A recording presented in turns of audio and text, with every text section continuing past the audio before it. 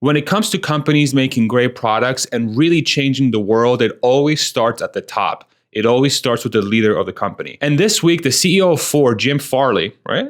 Jim Farley had some very interesting comments about their products and how they stack up against Tesla. Here are some of the summarized comments that Jim has said. One of the things he says is that Ford needs radically different human talent compared with what it now has, and that it also doesn't have the expertise to transition to battery electric vehicles. That's a really interesting comment made by the CEO, especially now that it has the Mach-E in the streets. This is a product that's selling relatively well and seems to have decent demand as a product here in the United States. In addition, Jim said, "I can't turn to the ICE organization and say, go be Tesla.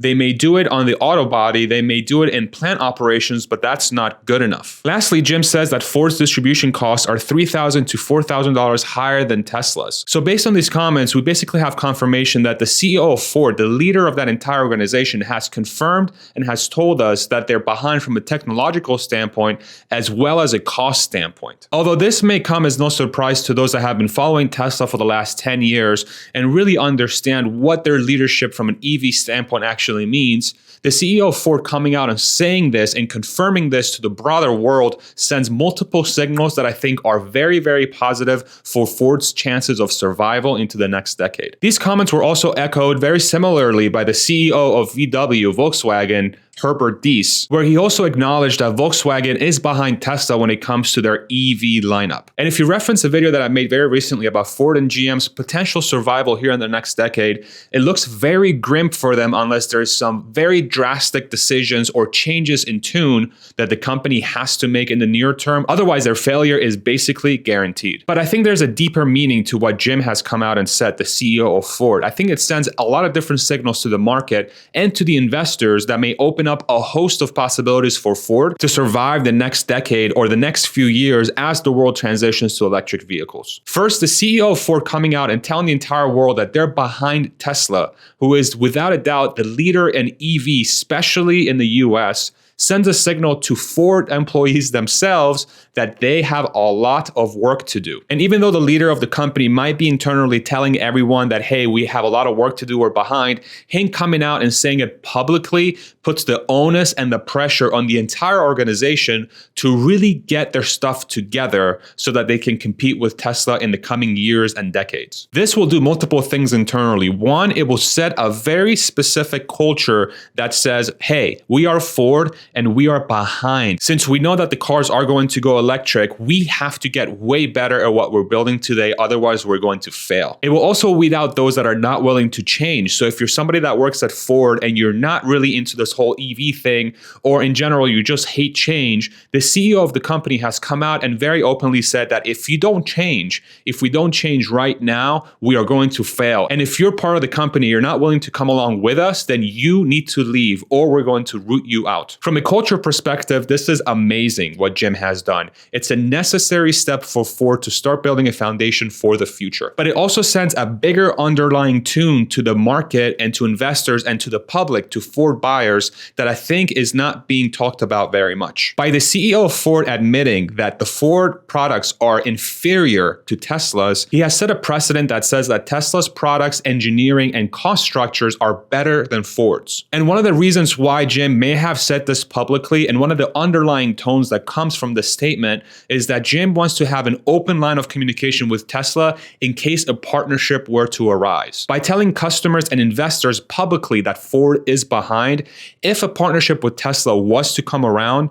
Ford themselves have admitted that partnering with Tesla or using a Tesla product, say like a battery or drivetrain, would improve Ford, not just from a technology standpoint, but also from a cost standpoint. CEOs of companies, especially of legacy auto and those that have been around for a long time, very, very rarely will say things unless there's some sort of hidden agenda or some sort of other angle that they're trying to pursue by their comments. And so setting this expectation publicly very well could lead to a future partnership with Tesla. If you contrast this with GM and how they message their technology, they are saying that they are the leader in EVs, and their partnership with the Biden administration has shown this over and over again, that GM is constantly trying to claim that they are the best product for EVs, bar none, and that their future scalability and their future products are going to be the best. And so by saying that, GM has essentially closed the ability for them to partner with a company that's potentially way better than they are in the case of Tesla. And so if that were to happen, it's going to make GM look very, very silly. What I gather from these statements is that GM is banking really heavily on their technology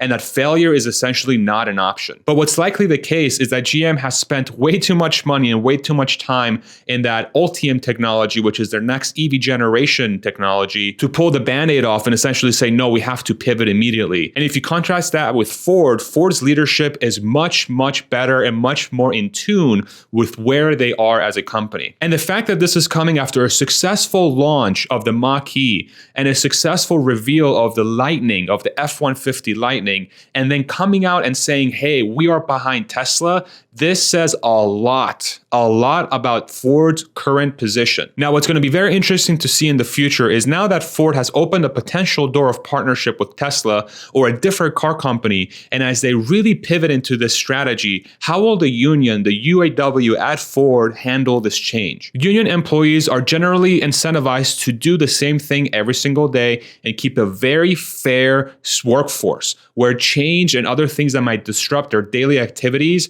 are very, very hard to get through. And so how much will the UAW slow down Ford's ability to pivot? If Ford isn't able to quickly pivot to this, they might run into a situation where as they're transitioning, there's a lot of clashing between the union and Ford trying to make changes very rapidly. And if those changes don't happen very often, Ford is going to be losing a lot of sales from their gas cars as they transition to EVs. And if that changeover isn't made quickly enough, they're going to run out of cash and go bankrupt. But ultimately, the really big takeaway here is that Ford has taken the first step to really survive.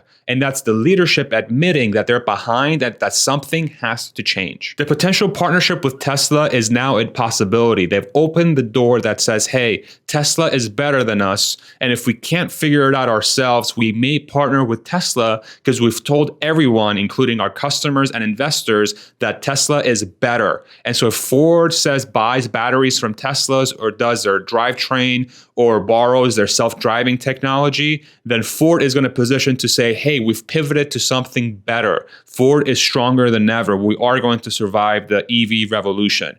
And that sets a very good precedent for the company and the investors. And so if I were Mary Barra, I would steal a page out of Jim Farley's book and Herbert Dies's book and admit that you're behind so that you can open the door to the company to survive with a partnership with Tesla instead of setting a precedent that says that you are the best and you are the leader. And so in conclusion, props to Ford, props to Jim Farley. You guys are making a huge positive step forward to survive this decade in the transition. To GM, please follow the leadership of Ford. You're setting yourself up for massive failure. You have to send the right signals to the market, to the investors, and to your customers so that you don't look very silly when Tesla is shipping 5 million cars a year and you are shipping 500,000 cars a year. You're going to look very, very silly. Please take a page out of Ford's book. And for Tesla, this is yet again another huge win where another huge competitor in the auto market, especially in the US, Ford, is coming out and admitting that Tesla is the best, that they are way ahead